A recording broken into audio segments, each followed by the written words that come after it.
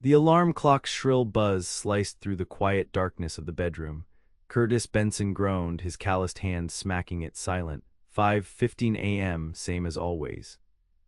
For 22 years he'd started his day at this ungodly hour, rising in darkness, working through light, and returning home as the sun began its descent. He blinked away the sleep, feeling Vanessa shift beside him. "Morning already?" she murmured, her voice thick with dreams. "Go back to sleep," he whispered, placing a gentle kiss on her forehead.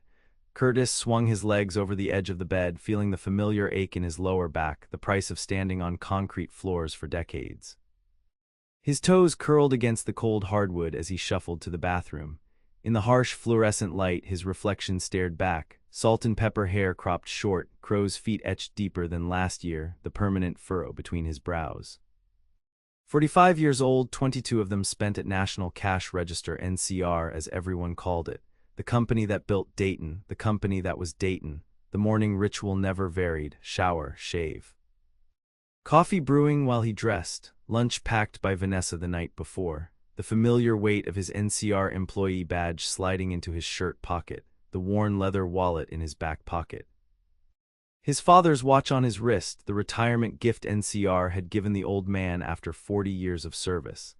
"Looking handsome," Vanessa said, appearing in the kitchen doorway in her nightgown, her dark hair wild from sleep. She'd started waking up with him most mornings, though she didn't need to be at the hospital for her nursing shift until 8. "Liar," he said, accepting the mug of coffee she offered, "but I appreciate it. Dinner's a pork roast. Should be ready by 6:30. I'll be home," he kissed her, tasting the mint of her toothpaste. "Love you." "Love you too, say hi to the boys." Outside, the February air bit through his jacket. The neighborhood was still sleeping, porch lights casting yellow pools on snowy lawns. Curtis slid into his Buick Century, American-made, of course, and turned the key. The engine coughed twice before catching, a reminder that he should probably start thinking about a new car, maybe after the Christmas bonus next year. The streets of Dayton were quiet this early, though he passed the occasional car headed for the factories and offices that kept the city's heart beating. He turned on the radio, catching the tail end of the weather report, more snow expected by the weekend, before the news began. NCR Corporation announced yesterday the expansion of their new production facility in Georgia, adding another 500 jobs to the Columbus area. Curtis frowned, turning up the volume. This follows last year's opening of their state-of-the-art manufacturing plant in South Carolina.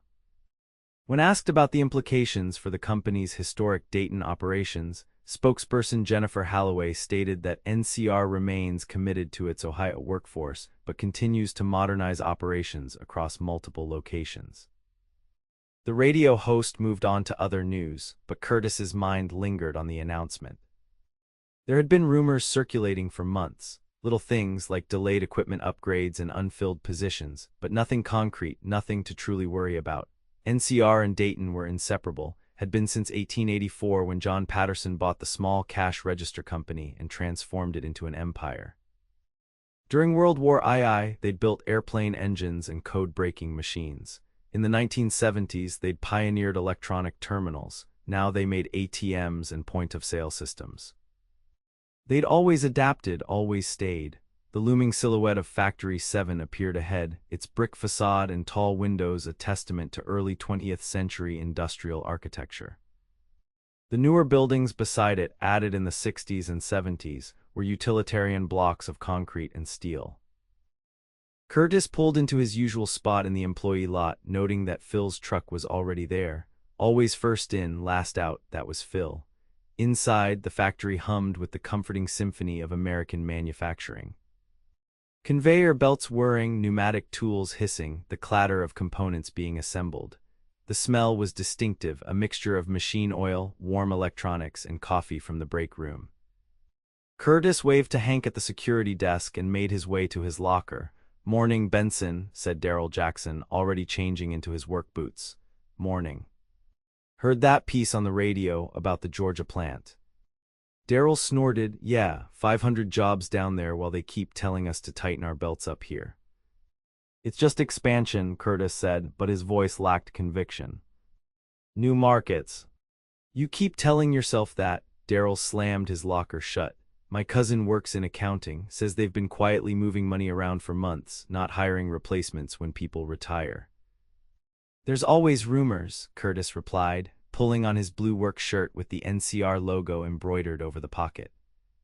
Remember when everyone thought they were selling us to IBM? That was different. Curtis didn't want to argue, not at 6:15 in the morning, not when he had a quota to meet. As assistant floor manager for ATM assembly, he supervised 23 workers and was responsible for quality control on the production line. It was a good job, union, benefits, pension. The kind of job his father had always said was worth holding on to. The morning meeting was routine. Production targets, quality metrics, safety reminders. But Curtis noticed regional manager Stern glancing at his watch more than usual, his expression tight. When the meeting ended, Stern called out to him, "Benson, got a minute?" Curtis nodded to his team to start without him and approached Stern's temporary desk at the edge of the factory floor. The older man looked uncomfortable, tugging at his tie. "Just got word from upstairs, corporate visitors next week, big ones." "We due for an inspection?" "Not exactly," Stern lowered his voice. "Strategic Planning Committee. They want to tour all the Dayton facilities." Something cold settled in Curtis's stomach. "Why?" "Just make sure your line is running smooth, numbers clean, you know the drill." But it wasn't the drill, and they both knew it. Corporate visitors from strategic planning didn't come to admire well-oiled machinery. They came to evaluate assets. Throughout the morning, Curtis found his mind wandering from the tasks at hand. He'd started at NCR right out of high school in 1979, following his father's footsteps. Back then, NCR employed over 20,000 people in Dayton. The factories ran 3 shifts. The parking lots overflowed. The company sponsored little league teams and funded the library and built parks. An NCR job meant something. It meant security, respect, a future. By lunchtime, word of the corporate visit had spread through the factory. Curtis sat at his usual table with Phil, Daryl, and Larry, unwrapping Vanessa's carefully prepared roast beef sandwich. "So what's the word, boss man?" Phil asked, his weathered face creased with concern. At 58, he was the oldest on their line and had survived 3 rounds of layoffs in the 90s. "Just a visit," Curtis said, keeping his tone light. "Probably routine." "Bullshit," Larry muttered. "My buddy in shipping says they haven't been ordering packaging materials at the normal rate, down nearly 30%. "Could be a temporary slowdown," Curtis offered. "Could be they're getting ready to cut and run," Daryl countered. "Like Frigidaire did, like General Motors did in Moraine." "NCR isn't GM," Curtis said firmly. "This is their home. They've been here for over 100 years. "Companies don't have homes anymore, Kurt," Phil said quietly. "They have balance sheets." The conversation turned to the Bengals' chances next season, but the unease lingered. After lunch, Curtis walked his production line, checking connections, testing components, watching his team work. Good people, skilled people. Some fresh out of high school like he'd been, others with decades of experience. All depending on these jobs, on NCR's continued presence in Dayton. When his shift ended at 3:30, Curtis found himself taking the long way to his car, walking past buildings where he'd worked in previous roles. The old typewriter assembly plant, now converted for computer terminals. The training center where he'd learned each new technology as NCR evolved. The employee store where Vanessa had bought her parents an electronic cash register for their hardware store at a steep discount, an employee perk. At home, the smell of roasting pork and potatoes greeted him. Vanessa was still in her scrubs, having just returned from her shift at Miami Valley Hospital. "How was work?" she asked, accepting his kiss. "Same old," he lied. "You?" "Mrs. Gunderson's hip is healing well, and the Wilson baby is finally gaining weight." She paused, studying his face. "What's wrong?" He sometimes forgot how well she could read him after 20 years of marriage. Nothing concrete. "Corporate visit next week has everyone on edge." "Is it about the Georgia expansion?" Curtis shrugged. "Maybe, probably not. I heard Carol at work saying her husband thinks they're planning to move more jobs south." "Carol's husband also thinks the government is putting chemicals in the water," Curtis said with a forced smile. Vanessa didn't push it. That night they ate dinner, watched TV, and went to bed at their usual time. but Curtis lay awake long after Vanessa's breathing had deepened into sleep. His father had worked for NCR from 1943 until 1983. 40 years, one company. That was how it was supposed to be. Loyalty rewarded with loyalty. But the world had changed, hadn't it? Companies merged, split, relocated, chased tax incentives and cheaper labor. What was it Phil had said? They don't have homes anymore, they have balance sheets. The corporate visit arrived with the first hints of spring in early March. 6 men and 2 women in expensive suits, carrying leather portfolios and speaking in hushed tones as they toured the facility. Curtis's team performed flawlessly, the assembly line moving with precision as they demonstrated the production of NCR's latest ATM model. He caught snippets of conversation, operational redundancy and overhead reduction and consolidation opportunities. The visitors nodded politely, made notes, asked pointed questions about production capacity and cross-training.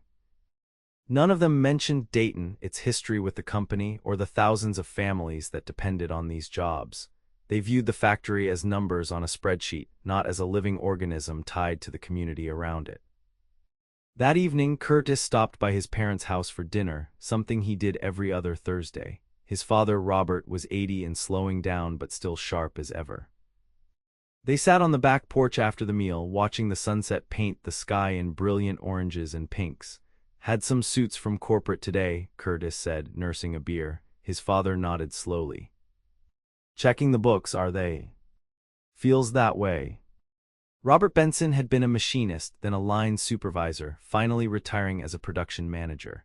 His gold retirement watch, the one Curtis now wore, was engraved with the NCR logo and 40 years of dedicated service. "Your generation got the raw end," Robert said suddenly.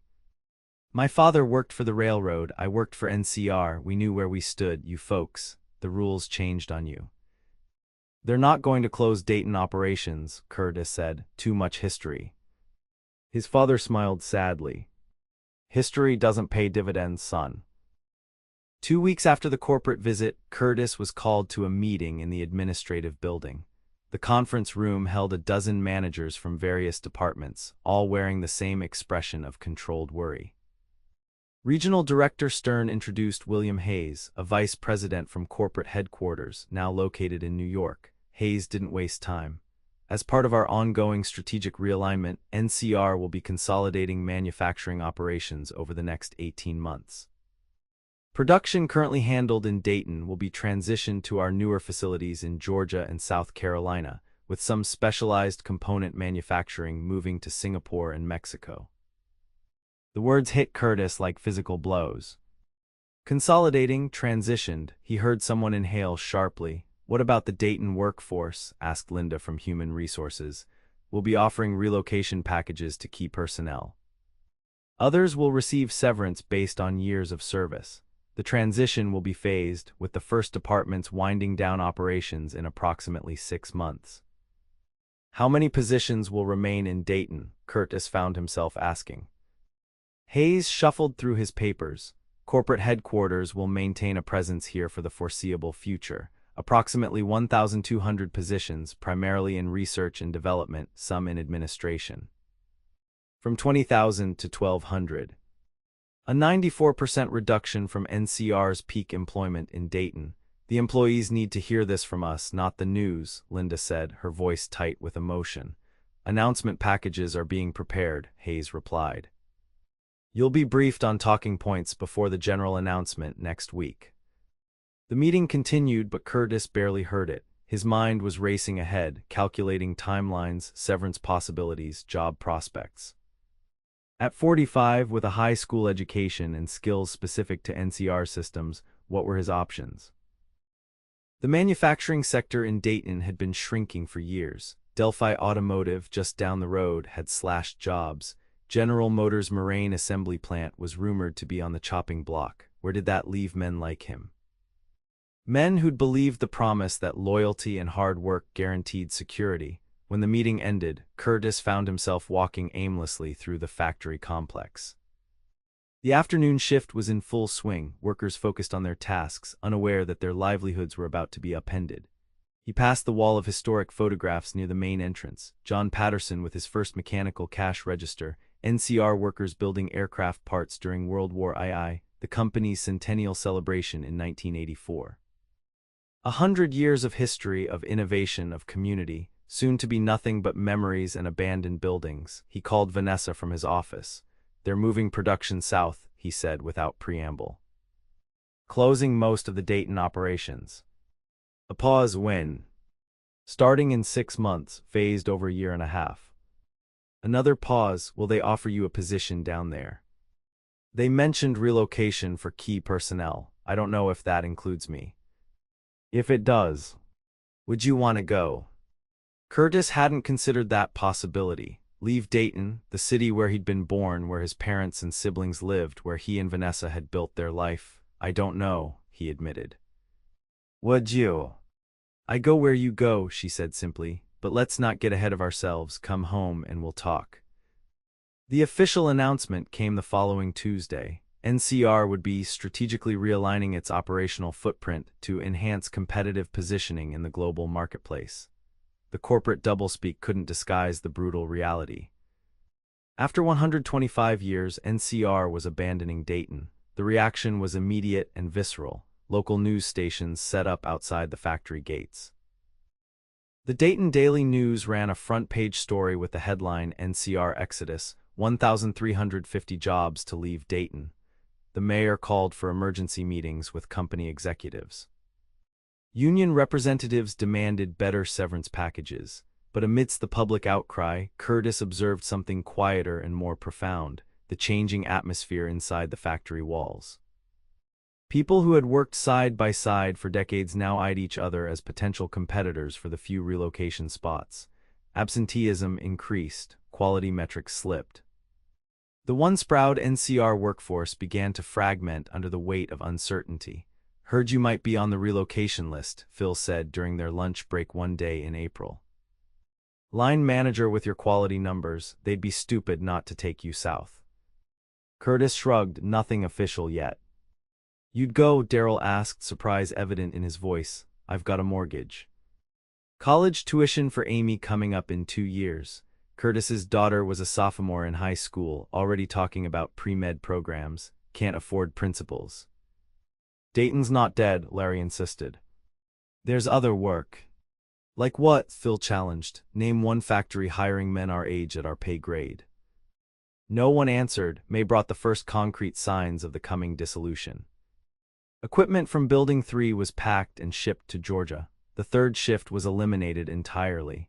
Employees with less than 5 years at the company were offered modest severance packages, 2 weeks' pay for each year of service. Curtis watched it all with a growing sense of disconnection, as though observing events happening to someone else. Each morning he went through the motions: alarm clock, shower, coffee, drive to work. Each day he supervised his team, submitted reports, attended meetings. Each evening he returned home to Vanessa, ate dinner, watched TV, went to bed. But inside, something fundamental was shifting. All his life, he'd believed in the system. Work hard, be loyal, the company will take care of you. His father had lived that reality, but somewhere along the way, the rules had changed. Now, standing in the slowly emptying factory where he'd spent his entire adult life, Curtis faced a question he'd never confronted before. Who was he without NCR? In June, the call finally came. Hayes from corporate offering Curtis a position in Columbus, Georgia. Assistant production manager, same pay grade, relocation allowance, help selling the house in Dayton.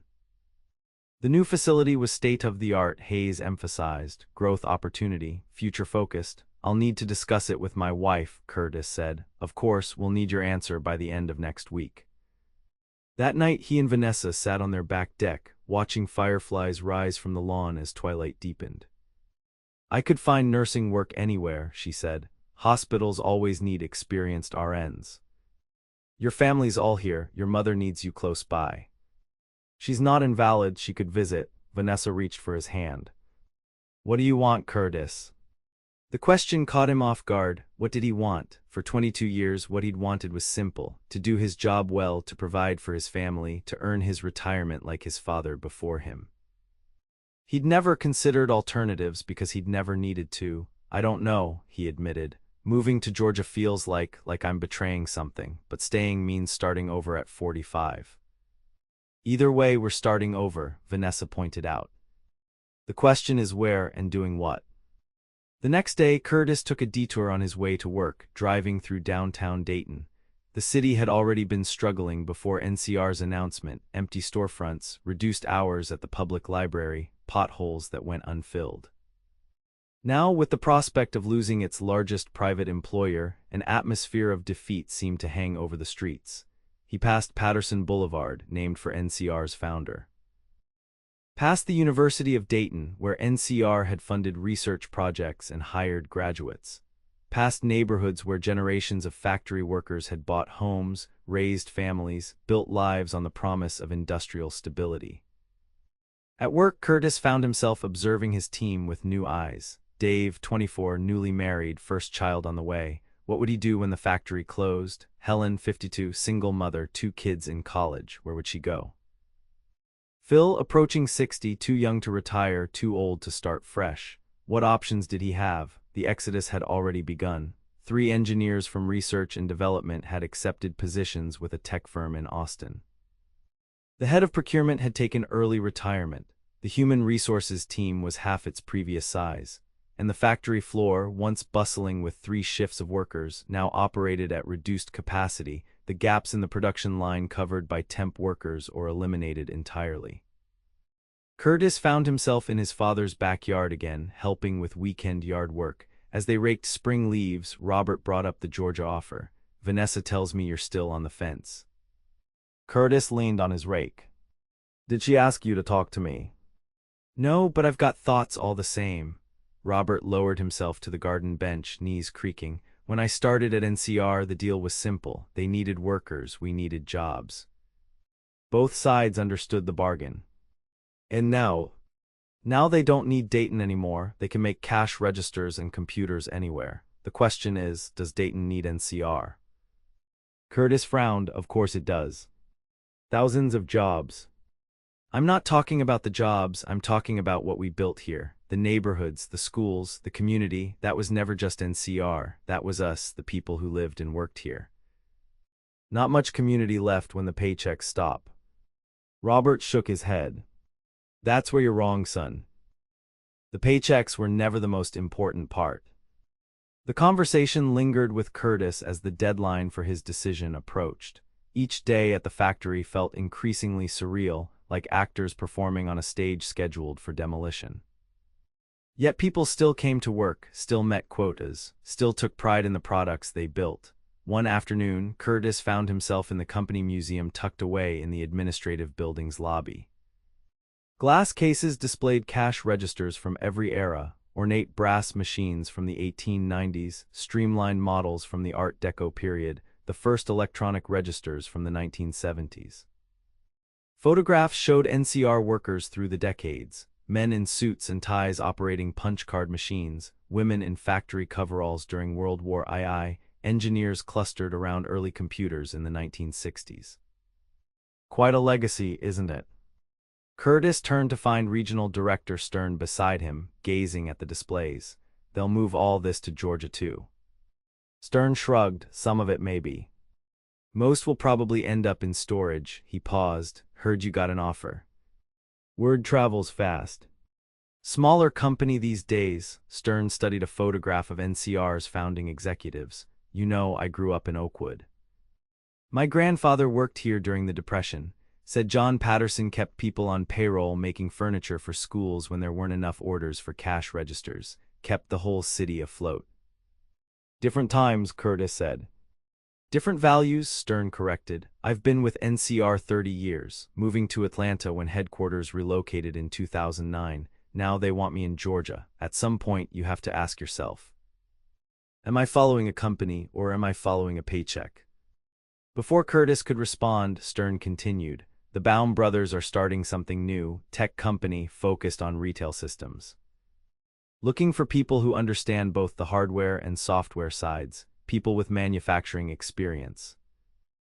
He pulled a business card from his wallet. Might be worth a conversation. They're staying in Dayton. Curtis took the card, surprised. Why are you telling me this? Stern smiled tightly, because I made my choice already. I'm going south. But Dayton deserves better than what we're doing to it, and men like you deserve options. That evening, Curtis sat at the kitchen table with Vanessa, the business card Stern had given him between them like a third presence in the room.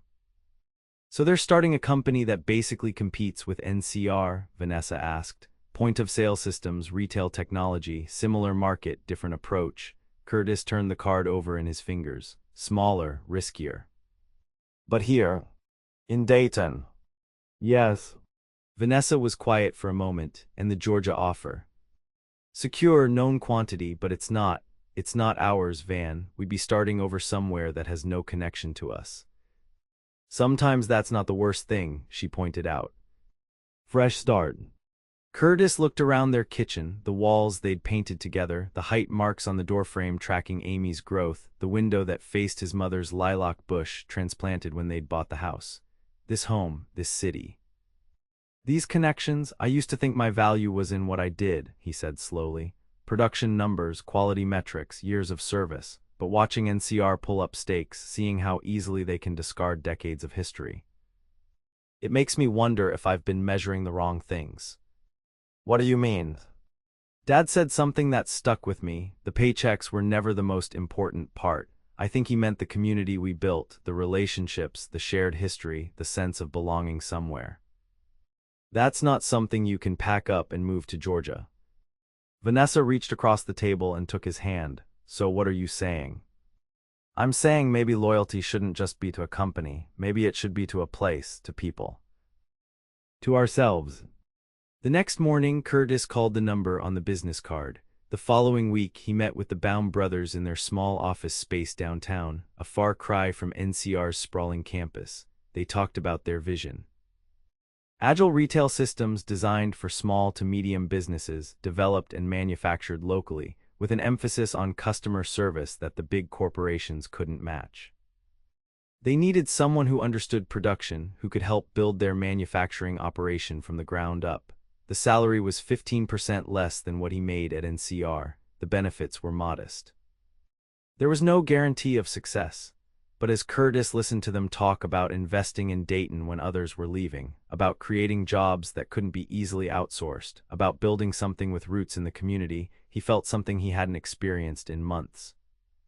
Hope. The day Curtis declined NCR's relocation offer was also the day they announced the closure timeline for his department. Building 7 would cease operations in October, 4 months away. Those not selected for relocation would receive severance based on years of service, approximately 1 year's salary in Curtis's case. Enough runway to transition to whatever came next. Telling his team was the hardest part. Some, like Dave, had already found other positions. Others, like Phil, were taking early retirement packages. A few had received relocation offers of their own, but most were facing unemployment in a city rapidly running out of manufacturing jobs. I'm joining a startup, Curtis told them during their final team meeting.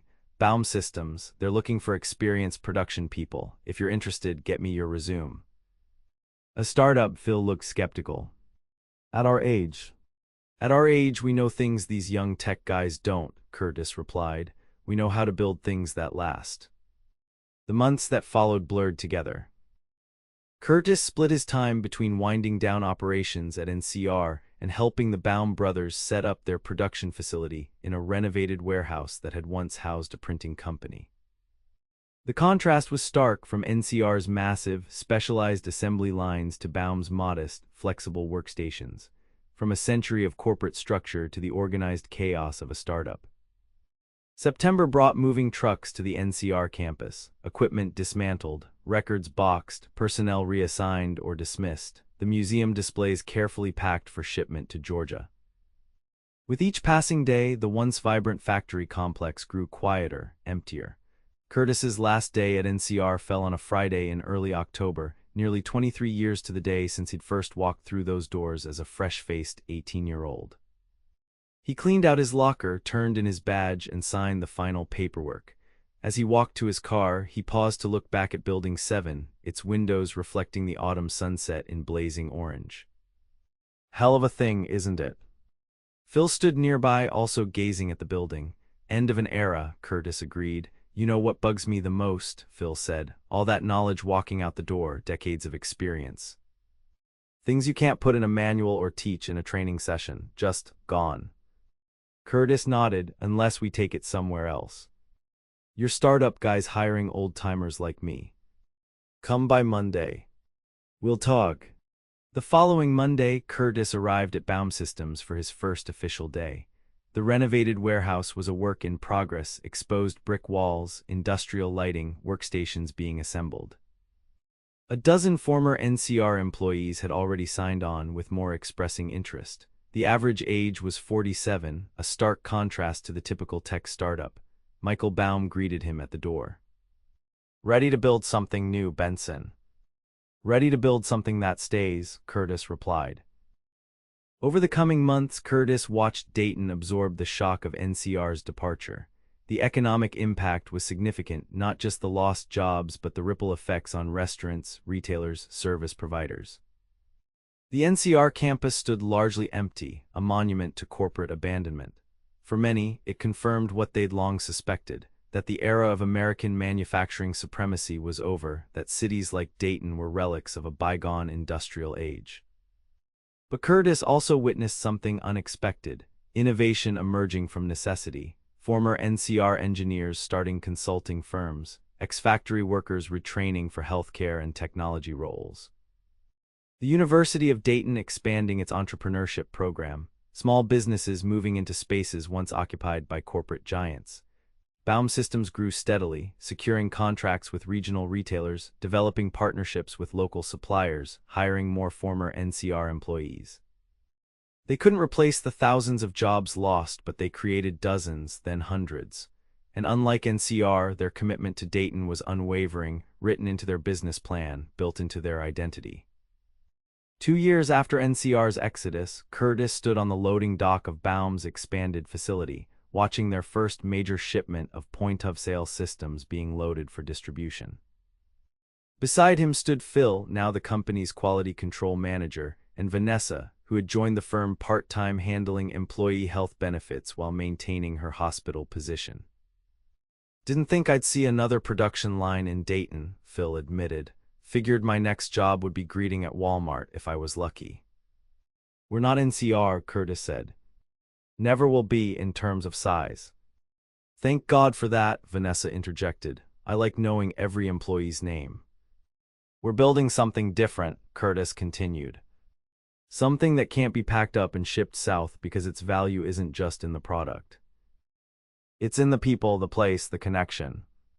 As they watched the truck pull away, Curtis felt a sense of equilibrium he hadn't experienced since before NCR's announcement. The world had changed, the rules had changed. The certainties of his father's generation, lifetime employment, corporate loyalty, stable industries were gone, but in their place new possibilities had emerged, not better or worse, just different. Requiring adaptation, resilience, a willingness to redefine success. That evening, Curtis drove past the old NCR campus. Much of it remained vacant, though the university had purchased some buildings and a healthcare company had moved into the administrative offices.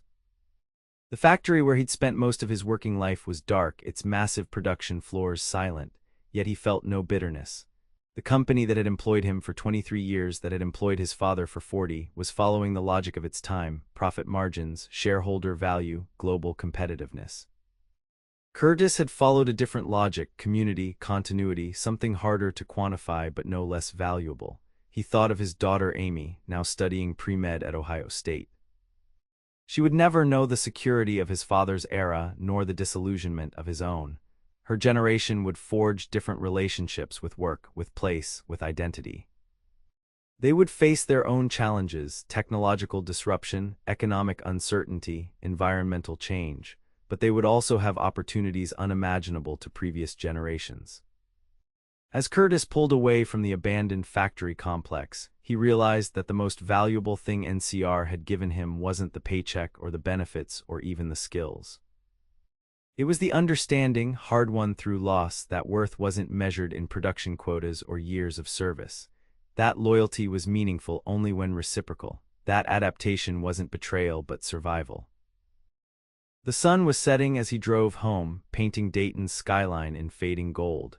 The city had been built by companies like NCR, had prospered and struggled with their fortunes. But it would outlive them, transform beyond them, find new purpose without them, just as he had. In the driveway, Vanessa was planting fall mums in the flower beds. She straightened as he approached, brushing soil from her hands. "Good day?" she asked. Curtis nodded, taking in the home they'd built, the life they'd created, the future they were still shaping. "Good day," he confirmed. "We shipped the Madison order. Ahead of schedule. 3 days early. Quality checks perfect." She smiled, linking her arm through his as they walked to the porch. "Not bad for a startup." "Not bad for Dayton," he replied. Inside their home, far from the empty factories and corporate boardrooms where decisions about cities' fates were made, Curtis Benson found himself at peace with the knowledge that nothing was permanent, not companies, not jobs, not economic systems. The only constant was change itself and the human capacity to adapt, to persist, to build anew from the foundations of what came before. NCR had left Dayton behind. But Dayton, resilient, resourceful, rooted in something deeper than corporate loyalty, was finding its way forward, and so was he.